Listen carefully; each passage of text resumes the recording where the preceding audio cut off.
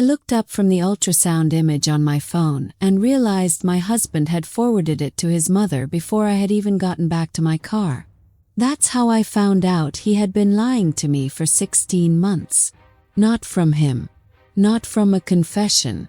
Not from some tearful kitchen conversation where he finally told the truth. I found out because his mother, Patricia Holt, 61 years old, owner of 3 rental properties in Scottsdale, Arizona, and the most practiced liar I have ever met in my life, sent me a congratulations text that referenced a conversation she and Marcus had apparently been having for weeks. Conversation about my pregnancy. A conversation I had never been part of. A conversation that made it crystal clear that my husband had been telling his family things about our life, our finances, our future, and our marriage that he had never once told me. I sat in the parking lot of that OB clinic in Phoenix on a Wednesday in March and read that text 4 times. My hands were not shaking. That surprised me. I expected something to fall apart inside me, some physical signal that the foundation had cracked. Instead, I felt something colder and stranger than fear. I felt the specific silence of a woman who has just understood that the story she thought she was living was someone else's script entirely. I want to tell you what I found under that marriage. I want to tell you what Patricia had been building in the dark while I thought we were building a life together. But first, I need to back up because none of this makes sense without knowing who I was before Marcus Holt ever said my name. I grew up in Tulsa, Oklahoma, in a household built on 2 things: ceramic tile and Catholic guilt. My father, George Navarro, ran a tile installation company that had been in our family since my grandfather arrived from Guadalajara with $40 and a truck he had borrowed from a cousin. By the time I was born, the company was solid. Not wealthy, but solid. We owned our house. We had dinner together. My father believed in work the way other men believed in scripture. My mother, Rosa, kept the books for the business until I was old enough to help, and then she kept them with me sitting at the kitchen table every Sunday evening, teaching me what the numbers meant and why they mattered more than anyone who didn't understand them would ever realize. I was never the girl who dreamed about weddings. I was the girl who asked why the tile supplier was charging a different rate for similar materials from 2 different regions, and then figured out how to renegotiate. I went to the University of Oklahoma for business because I wanted tools, not ceremonies. I graduated at 22 with a degree, a debt load, and a specific obsession with construction supply chains that everyone around me found strange and I found irresistible. The industry I entered was not built for women who asked questions before lunch.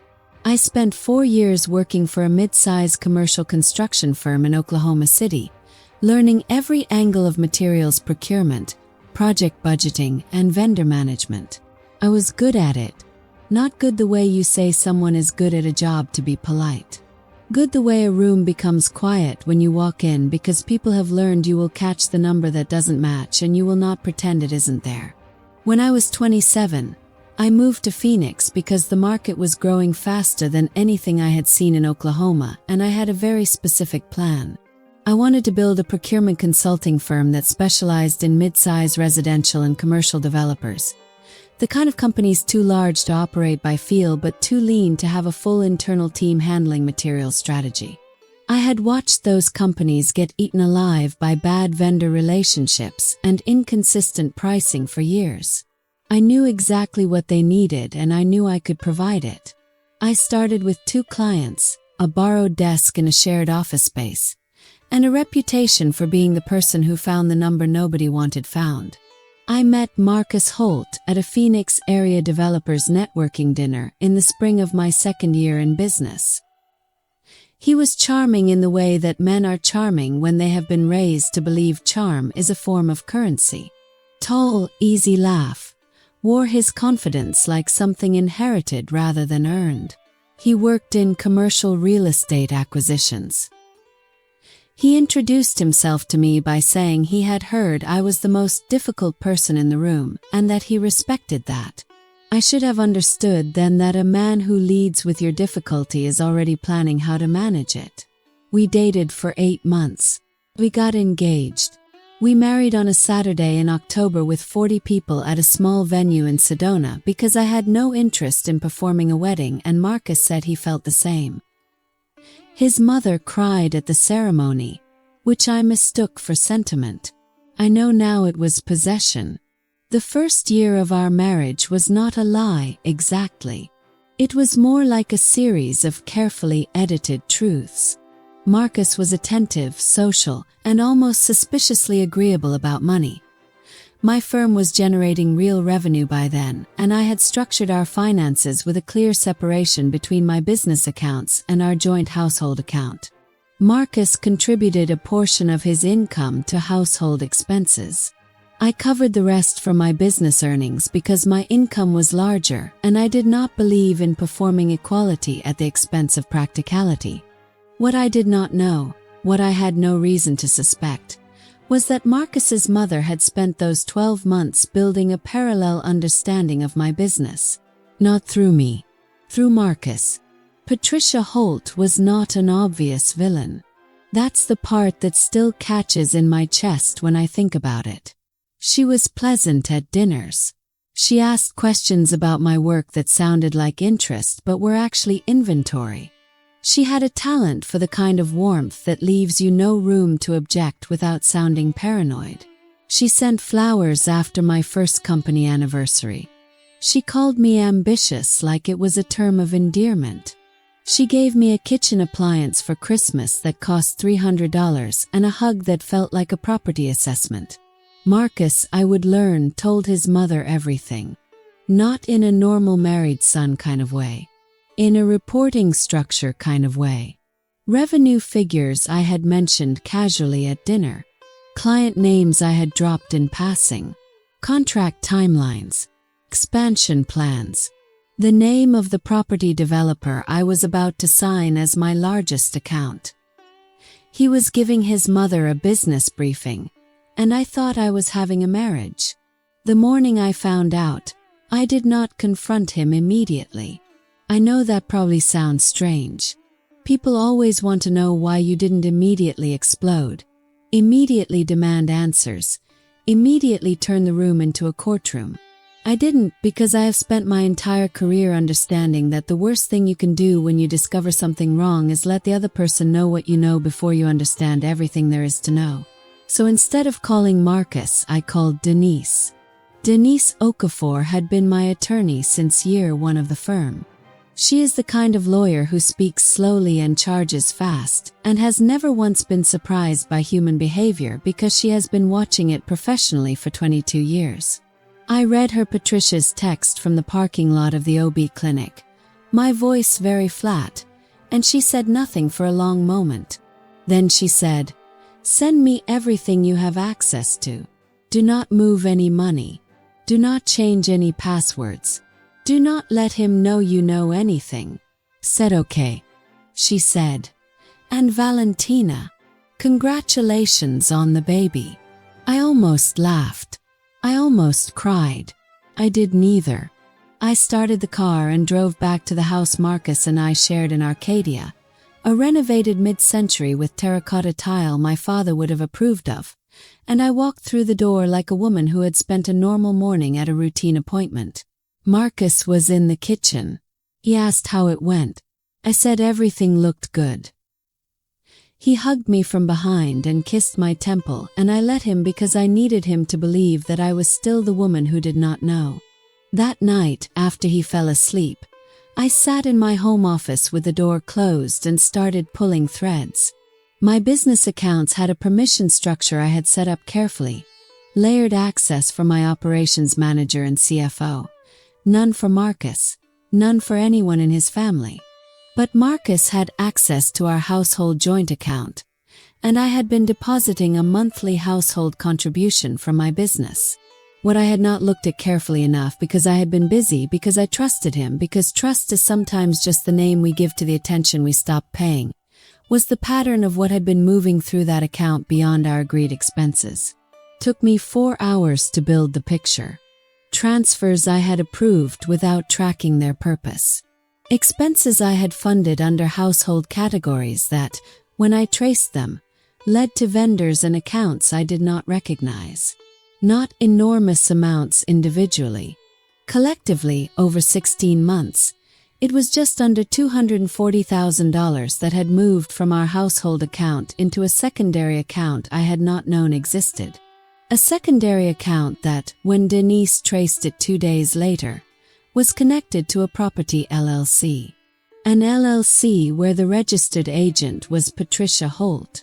I want you to sit with that for a moment. $240,000 of my money, drawn out slowly and carefully over 16 months, feeding a real estate entity controlled by my husband's mother. And Marcus had been managing that flow so gently, so incrementally, that the individual transactions never triggered the alarm I would have felt seeing the full sum at once. It was patient, it was architectural, and it had almost worked. I flew to Tulsa that weekend and told my parents everything. My father sat at the kitchen table where my mother had once taught me bookkeeping and listened with his hands flat on the surface. When I finished, he was quiet for a very long time. Then he said in Spanish that a man who steals from his wife was not a man he recognized, and a woman who built a company the way I had built mine would not be destroyed by one who tried to take from it quietly. My mother said, "What does your lawyer say?" I said, "She says we have enough." What Denise had built over those 10 days was something I could not have assembled alone. She had found a forensic accountant named Raymond Chu who specialized in marital asset cases and could read a financial structure the way my father read a tile installation. Detail first, pattern second, outcome inevitable. Raymond found not just the transfers but the communication trail that explained them. Marcus had been emailing Patricia from a personal account using a shorthand that was not quite coded but was clearly designed to be unintelligible if read without context. The emails described my business in terms that made my skin tighten even now. My client relationships were referred to as assets. My expansion plans were referred to as opportunities. There was an email from Patricia dated 11 months earlier that said simply, "If she lands the Cortez account, we move to phase 2. The Cortez Group was my largest client. I had signed them 4 months after that email. Phase 2, as best Raymond could determine, was the acceleration of the transfers and a filing Patricia had made with a commercial real estate broker about a property acquisition that would use the accumulated funds as a down payment. The plan, as far as we could reconstruct it, was that by the time Marcus eventually disclosed what had happened, whether through divorce, business failure, or some other unwinding, the money would be so thoroughly integrated into the LLC's activities that recovering it would require years and a litigation appetite most people don't have. They had apparently not accounted for me. Denise filed for divorce on a Tuesday morning. I was in my office when the papers were served to Marcus at the commercial real estate firm where he worked. His assistant called me by accident instead of him, got confused, hung up. 40 minutes later Marcus called my cell and I let it ring. Denise had advised me not to take the call. His attorney would be in touch by end of day. What happened next was the part one had not fully anticipated. Not because I was naive about how people behave when cornered, but because I had underestimated Patricia specifically. She called me directly. That evening, around 7. I was on my porch eating takeout because I had not had the capacity to cook and could not bring myself to be inside the house we had shared without feeling the architecture of the deception embedded in the walls. Her number showed on my screen and I answered because Denise had told me to document everything, and a call I took was a call I could transcribe. Patricia did not open with anger. She opened with sorrow, which was far more sophisticated and far more insulting. She said she had always admired my ambition. She said Marcus had made poor choices and she took some responsibility for that. She said she hoped we could handle this like adults who understood that families sometimes made mistakes and that the most important thing now, with a baby coming, was to think about what kind of environment that child deserved. I said, "Patricia, are you aware that I have documentation of every transfer?" Pause was brief. Practice. I don't know what Marcus may have told you. I said, I'm not talking about what Marcus told me. I'm talking about what Raymond Chu found. Another pause. Longer. I said, your LLC is named in our filing. Phase 2 is named in our filing. The Cortez email is in our filing. She said, I think we should all speak to our attorneys before this goes any further. I said, I think that's a very good idea. I hung up and sat very still in the cooling evening air and felt something in my chest that was not quite anger and not quite satisfaction. It was more like recognition. The recognition of a woman who had spent her professional life finding the number that didn't match, and who had finally found the number that mattered most. The discovery process in the divorce took 6 months, during which Patricia's LLC became the subject of a separate civil proceeding, which Denise had anticipated and Raymond had structured for.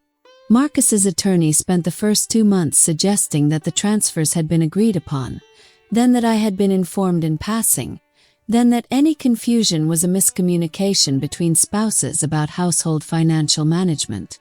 Denise submitted 37 emails. After that, the attorney's suggestions became considerably quieter. My father drove down from Tulsa twice during those months. He did not offer legal opinions or emotional speeches. He came the way a contractor assesses a damaged site, methodically, practically, with the specific comfort of someone who knows that things can be rebuilt from worse than this. He brought my mother's tamales in a cooler and fixed a loose hinge on my back door and asked every time whether I was sleeping.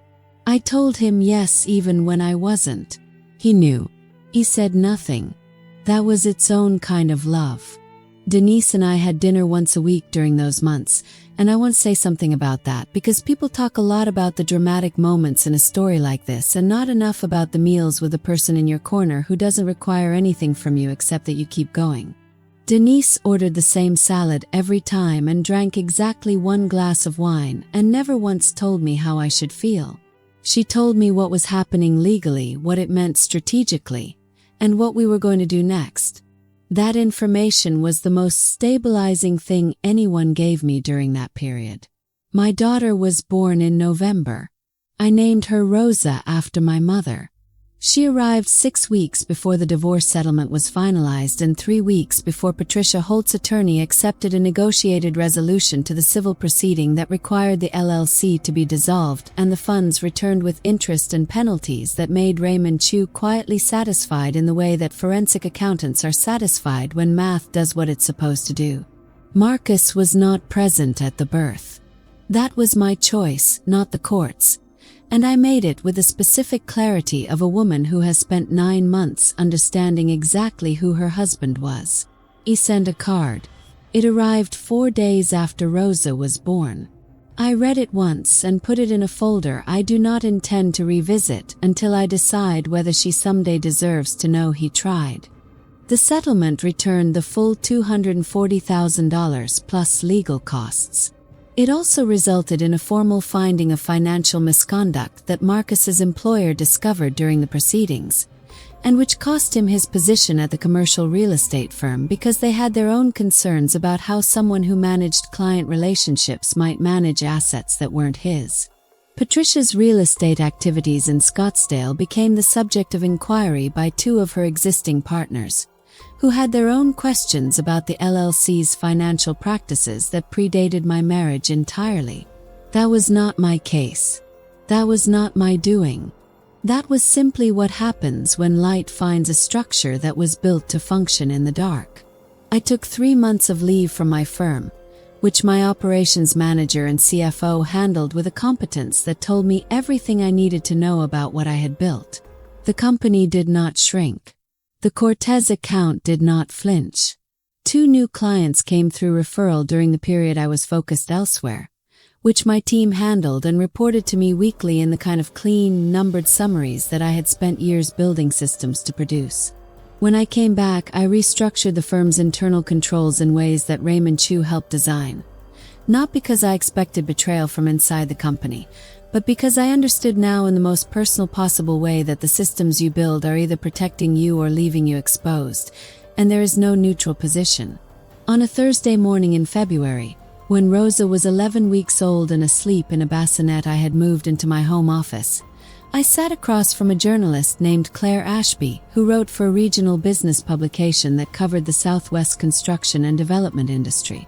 She had reached out because the civil proceeding had become public record, and she had done enough research to understand what it documented about how certain financial structures could be used against female founders whose business relationships were close to home. I had not planned to speak publicly. Denise and I had discussed it. She had concerns, which were professionally sound. I had a different concern, which was that what had happened to me was not unique, and that the specific combination of a woman's company, her marriage, and a patient extraction strategy was something that other women in asset-heavy businesses needed to understand was possible. So I talked to Claire. I was careful. I was precise. I did not describe Marcus or Patricia by name in the article, because Denise had been very clear about the line between documentation and defamation. But I described the pattern. I described the timeline. I described how it had worked and what had caught it and what would have happened if the forensic accounting had not been sharp enough. The article ran on a Monday, and by Wednesday my email had messages from 9 different women across the Southwest who had similar questions about their own situations. By Friday, I had agreed to speak on a panel at a Phoenix area Women in Business forum about financial protection structures for founder-led companies. I stood at that panel podium with Rosa in a carrier on my chest because she was still nursing and I was not going to miss the panel and I was not going to apologize for the carrier. And I told approximately 200 women in that room that the most expensive thing I had ever done in my professional life was assume that the people who loved me were not paying attention to what I was worth. The moderator asked what I wished someone had told me earlier. I said, build the systems before you need them. Not because everyone will betray you, but because the systems are how you know who didn't. Rosa made a sound against my collarbone that the microphone caught, and the room laughed, and I felt something open in my chest that had been closed for a long time. A month after the panel, my father called to tell me that Patricia Holt had been named as a defendant in a civil suit by one of her Scottsdale real estate partners. I said I didn't know anything about it. He said he knew. We were quiet for a moment. Then he said, "Your grandfather would have liked you very much, Valentina." That was the only celebration I needed. I'm 34 years old now. My daughter has her great-grandmother's name and her great-grandfather's eyes, and she sleeps on my chest while I review contracts and does not know yet that her existence was the accidental thread that unraveled a deception that might otherwise have taken years to find. Someday I will tell her the whole story. I will tell her in the same kitchen where my mother taught me bookkeeping, at the same table where my father listened with his hands flat on the surface, so she knows where clarity comes from in our family. It does not come from luck. It does not come from being smarter than the person who is trying to deceive you. It comes from building systems that tell the truth even when the people around you are not. It comes from knowing your own numbers well enough that a discrepancy is never invisible for long. It comes from understanding that the woman who asks the uncomfortable question is not difficult. She is the only one in the room paying actual attention. Marcus sent a second card when Rosa turned 6 months old. I still haven't opened it. I've thought about it. Someday maybe I will, when I'm curious rather than careful. Right now, careful is still keeping me right where I need to be. Patricia's civil proceedings are ongoing from what I understand. I am not following them closely. I have a company to run and a daughter to raise, and a tile hinge my father fixed that has not loosened once since he tightened it. Some things, when built correctly, simply hold. I used to think that the worst thing a person could lose was money. I was wrong. The worst thing a person can lose is the confidence that their own perception of reality is accurate. That is what a slow, patient deception does. It doesn't take your money first. It takes your certainty so that when the money goes, You're too disoriented to trace it back correctly. The day I sat in that parking lot and read Patricia's text, my certainty came back. Not all at once.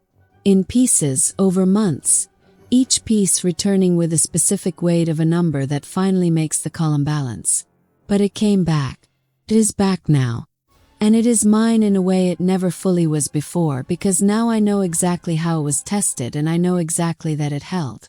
If you have ever sat in a parking lot somewhere, holding your phone, reading something that made you understand quietly that the floor under your life was not where you thought it was, I want you to know something. The floor is still there. You built it. They just convinced you temporarily that you hadn't. Find the number that doesn't match. Start there. The rest will follow.